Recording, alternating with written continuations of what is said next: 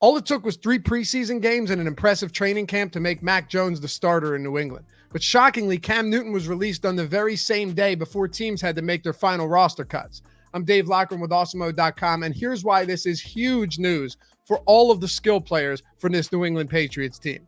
First off, Cam Newton is an absolute vulture on the goal line. He took away 60% of rushing touchdowns last year and 69% of goal line opportunities among all players. Not to mention, among all rushing attempts on this team, Cam Newton soaked up 25% of them. On the other hand, Mac Jones had 42 total rushing yards at college and 2 touchdowns. He's not someone you have to worry about from a mobility standpoint. He will be a pocket quarterback, and he's going to open things up in a big way for guys like Damian Harris and Ramondre Stevenson, who benefits greatly from Sonny Michel leaving New England to go to LA.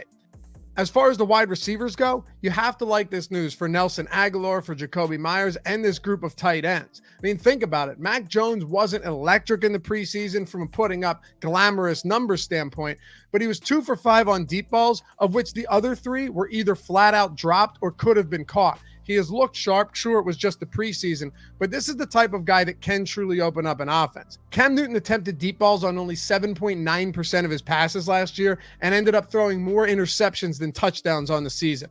Mac Jones, as the Patriots starter, is going to open things up for the run game and for the passing game, and I'm moving all of these guys, specifically Damian Harris, and in the later rounds, Ramondre Stevenson, up in my rankings as a result.